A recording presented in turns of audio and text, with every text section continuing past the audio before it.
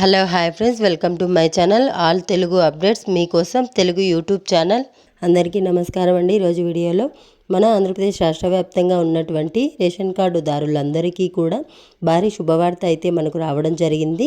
చంద్రబాబు సంక్రాంతి కానుకగా ప్రతి ration card కలిగి ఉన్న వారికి 3,000 రూపాయలు, అలాగే కొన్ని సరుకులు, అలాగే కొన్ని జిల్లాల వారికి చీరలు చంద్రన్న కానుకగా అయితే ఇవ్వబోతున్నారండి.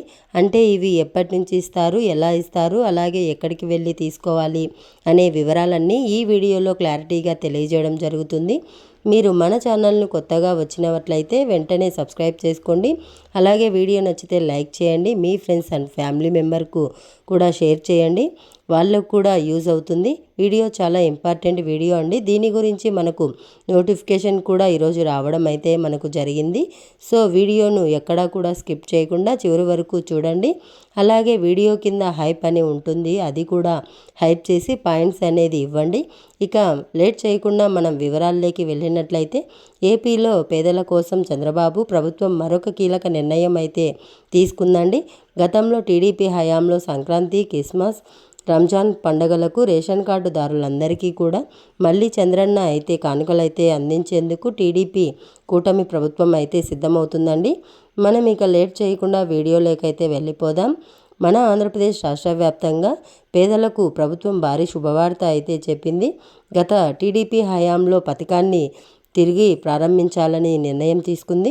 2014 నుంచి 2019 మధ్య పండుగలకు కానుకలు అయితే అందించారు. ఇప్పుడు కూడా రాష్ట్రంలో రేషన్ కార్డులు కలిగిన ప్రతి కుటుంబానికి చంద్రన్న సంక్రాంతి మరియు క్రిస్మస్ కానుకలు, అలాగే చంద్రన్న రంజాన్ తోఫా పథకాలను కూడా తిరిగి ప్రారంభించేందుకు కసరత్తు అయితే చేస్తున్నారు.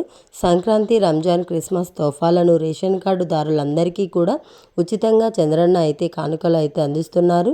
ఈ పథకానికి ఏడాదికి 538 కోట్లు నిధులు చొప్పున 5 ఏళ్లకు 2,690 కోట్లు అయితే భారం పడుతుందని ప్రాథమికంగా ప్రభుత్వం అయితే అంచనా వేసింది.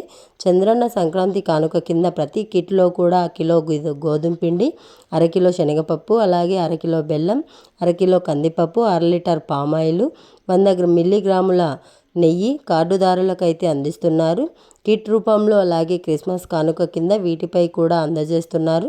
రంజాన్ తోఫా కింద ముస్లింలకు 5 కేజీల గోధుమ పిండి, 5 కిలోల చక్కెర, 100 గ్రాముల నెయ్యితో తోఫా కిట్లను ఉచితంగా అయితే అందజేశారు. 2019 జూన్లో వైఎస్ఆర్ ప్రభుత్వం అధికారంలోకి వచ్చిన తర్వాత వీటినైతే నిలిపివేశారు. ఇప్పుడు టీడీపీ కూటమి ప్రభుత్వం రావడంతో రేషన్ కార్డుదారులందరికీ కూడా మళ్ళీ చంద్రన్న కానుకలైతే అందజేస్తున్నారు. రాష్ట్ర వ్యాప్తంగా ప్రస్తుతం 14,84,00,000 మంది 1,48,00,000 రేషన్ కార్డులు ఉండగా, ఇందులో 12 లక్షల మందికి పైగా ముస్లిం కార్డుదారులు అయితే ఉన్నారు.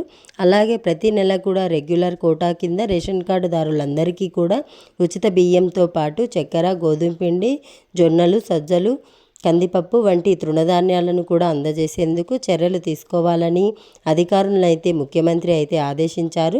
ఇలా రేషన్ కార్డులు ఉన్నవారికి ఈ కిట్లను అందజేస్తున్నారు. పేదలు సంతోషంగా పండుగలు జరుపుకునేందుకు ప్రభుత్వం అయితే ఈ నిర్ణయం తీసుకోవడం అయితే జరిగిందండి. రాష్ట్రంలో కొత్త రేషన్ కార్డులను కూడా జారీ చేసింది.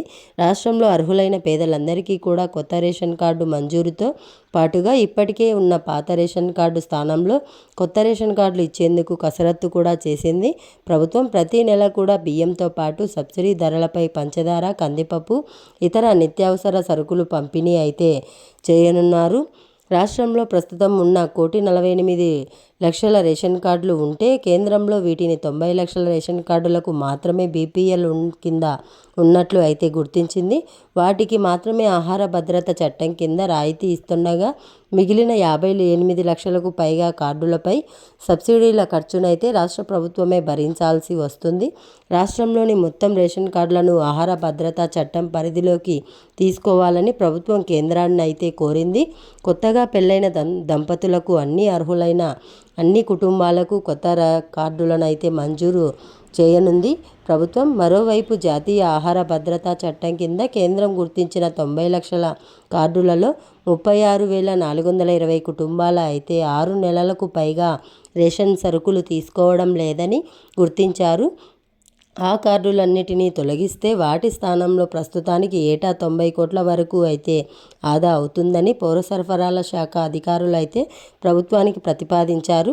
గతంలో టీడీపీ ప్రభుత్వం ప్రజల వార్షిక ఆదాయాన్ని బట్టి 2 రకాల రేషన్ కార్డులు అయితే ఇచ్చింది.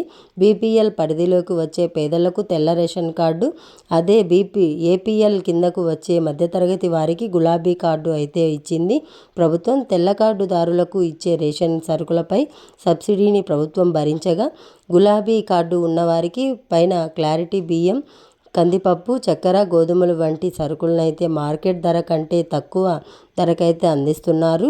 ప్రభుత్వం పథకాలపైన ఆరోగ్యశ్రీ, ఫీజు రీయింబర్స్మెంటు, ఇతర పథకాలను కూడా ఈ రేషన్ కార్డులకు ప్రామాణికంగా తీసుకుంటుంది. మరి కొత్త కార్డులపై ప్రభుత్వం ఎలాంటి నిర్ణయం తీసుకుంటుందో మనం చూసుకోవాలి. ఇది సంక్రాంతి కానుకగా ప్రభుత్వం ఇవ్వబోతున్న అప్డేట్ వీడియో నచ్చితే లైక్ చేయండి, షేర్ చేయండి, సబ్స్క్రైబ్ చేసుకొని ఫాలో అవుతూ ఉండండి. Thanks for watching. Thank you. Have a nice day.